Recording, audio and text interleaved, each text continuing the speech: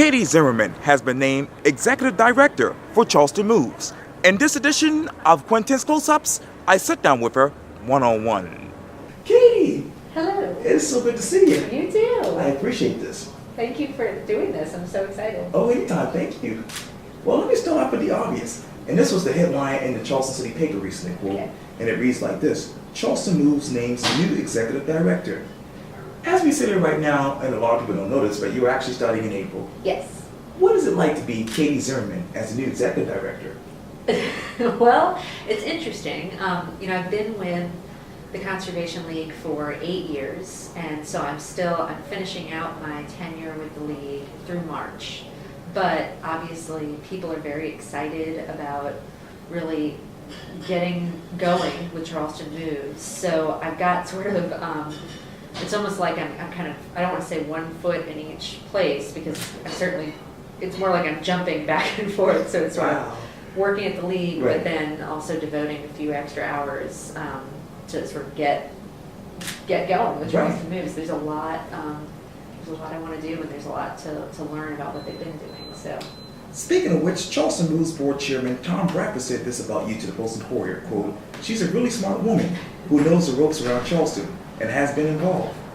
You know the ropes around Charleston, but tell me this: how many more ropes do you have to really jump over to really get biking, and obviously, Charleston to be a bike-friendly city? right. It's gonna take some major communication. I think a lot of people associate biking with folks who are going out on Sundays, clad in spandex, and racing, preparing for races. And bicycling is so much more than that. There are so many different reasons why people decide to take a trip or two via bicycle rather than hopping in their car for that particular trip.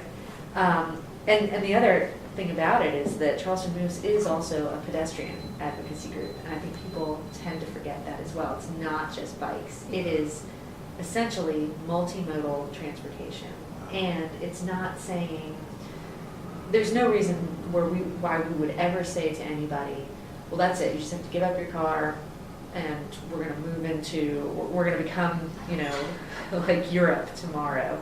There are absolutely ways, and enjoyable ways, for people to incorporate different types of transportation options into their daily errands, commutes, Right. things like that. And I think one of the easiest things that we can start getting done is just looking at neighborhoods and how neighborhoods right now can be connected to one another. So even if you're in a car, Right. instead of having to, let's say you live in one of the subdivisions along the Glen McConnell, Right. instead of having to only have that one way where you have to drive out of your neighborhood and get on the Glen McConnell to go anywhere, Right. there should be connections to other neighborhoods so that you can drive slowly and safely, or walk or bike to go to different areas in the community, and really rethink your commute, rather than everybody in the same stretch of cars getting on the same roadway, getting crowded and frustrated, and not as much fresh air. You read about that? Yeah. Speaking of which, personal, you told the Post and Courier that the issues of cycling and walking as transportation are, quote, very personal to me.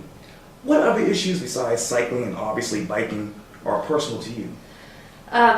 Safety is a big one. I gave up driving about a decade ago, so I've been getting around Charleston. I lived in Charleston for almost 20 years, and so for about half that time, I've not had a car.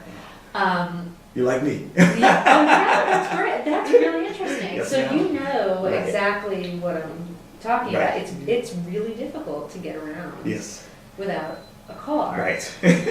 There have been amazing transformations. Now we have Uber and Lyft, Yes. which is very convenient. It's a little more expensive than other options. Carta is really stepping up its game, Sure. so that's only going to continue to improve. But it is frustrating when you're on a bike or walking and you're going along your route, and then all of a sudden, whatever safe space you had just disappears. And I think that if folks were driving a car, and they were driving along, and all of a sudden the road just disappeared and turned into no space for them to drive. Right. I think that folks would be up in arms, and that is what people who aren't in cars are dealing with every day. We have semblances of routes, but we need to finish. There's major gaps in the spaces, and so it's one of those things that I've thought about almost every day as I've been bicycling over, for my commute getting downtown. Right. And before I worked at the League, I worked out on the Old Navy base in yes. Charleston. Yeah. And, the safest way to do that outside of a car, and it's not safe, but it was the safest option I had, was to ride over the Ashley River Bridge. Oh, yeah. And then for NOAA, for the Old Navy base, cutting through Hampton Park and going up that way. Now at the League, it's, once you hit Lockwood, then you kind of have to navigate. Yes. But it's a daily thought that I had, which is, if an elected official had to do this every day, I think things would be a lot different. And I think it's important that we are communicating with our elected officials, that we are kind of helping them understand the options that could be in place for folks who either choose or don't have a choice. As far as, lots of people can't afford a car, lots of people choose not to invest in a car. And those are aspects of certain people's lives, a lot of people's lives, that should be honored and protected. We all are paying for roadways, we're all paying for this infrastructure, Right. whether or not we have a car. We deserve safe and efficient connections to get around. You remember that? The Hall of Shame. Bicycle Magazine put Charleston in its Hall of Shame and later cited the nation's worst for biking. Tell me, how did we get here?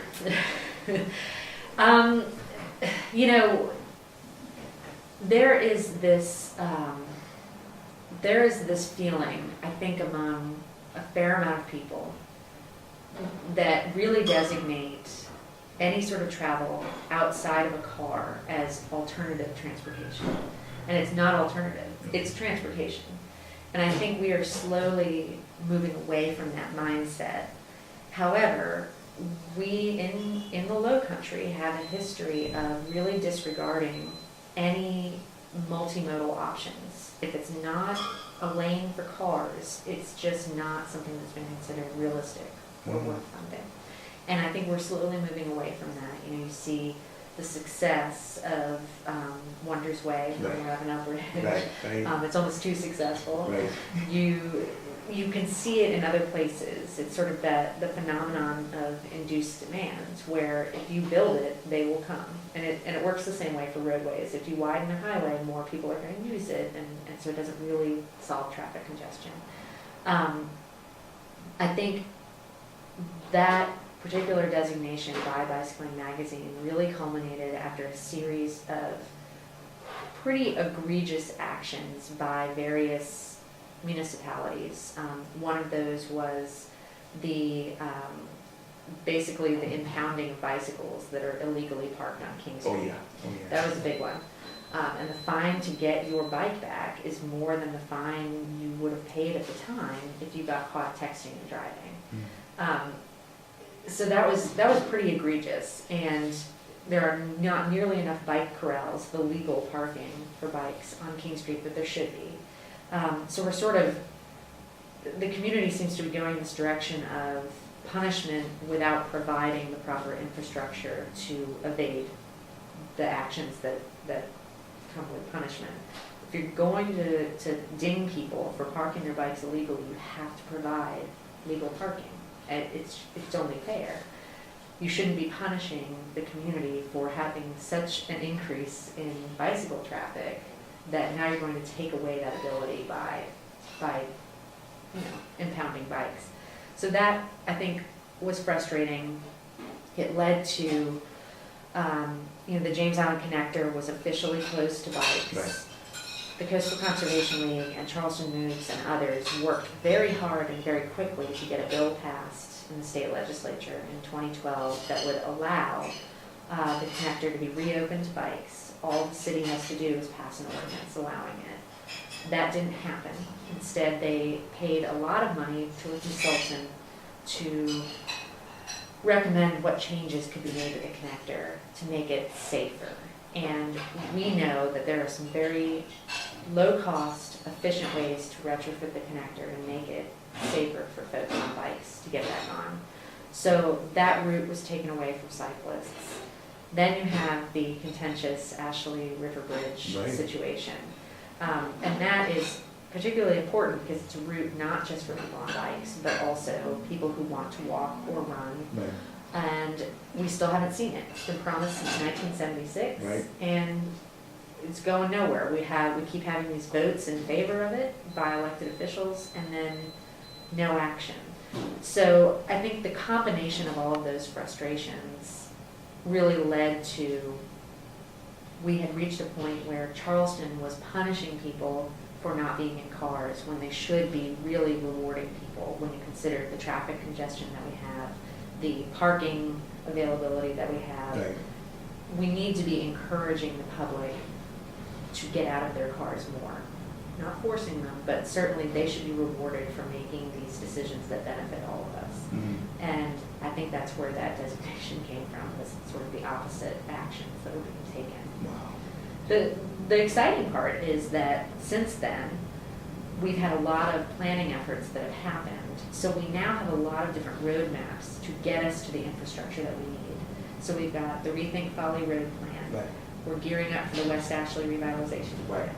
We've got some semblance, some draft version of a downtown bicycle and pedestrian plan. We have the town of Mount Pleasant, being the second municipality in the state to formally create a bike and pedestrian plan.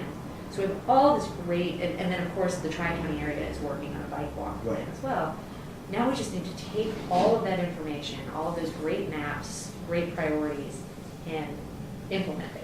Mhm. So that's, I think people are getting very excited about the fact that we now have stuff to work with. We just need to push it forward. Mm. The bottom line, you touched on this briefly, Mhm. but you said the following quote: the bottom line for me is that biking and walking is not alternative transportation. Right. It is transportation. Let me ask you the obvious. What is the future of transportation? I think the future of transportation is absolutely going to continue to be people wanting to leave their cars at home for certain trips. And I'm not in any way condemning the use of motor vehicles. They can be a really helpful thing. If you're going on a long trip, you want to drive to Atlanta, Sure. that's probably pretty helpful. But I think more and more people want to be able to walk or bike or roller skate or skateboard or whatever to areas within their neighborhoods, to be able to commute to work by bike 1 or 2 days a week as it's realistic. I think people are realizing that we are kind of wasting money on the infrastructure that comes with motor vehicles and the bills that come with motor vehicles, and sort of looking at what would be more convenient and efficient and effective for my personal day-to-day lifestyle. And for a lot of people, that looks like mass transit. I think a lot of people are really hoping that we get a solid bus rapid transit system underway. Okay. But for even more people, especially in a place like Charleston, where the weather, the we're relatively flat, Right. we're obviously low. Right. All signs point to Charleston being a great place to not have to drive. People want to be able to do that. They just need the safety, the safe routes and connected routes to do it. So, again, the bottom line to me is transportation comes in many forms, and we're going to continue to see more and more people really wanting to choose to get away from their cars for convenience, for efficiency, for lower costs, for the environment, Okay. for health. So many benefits, and people know it, and they want to get away from their cars for a few trips.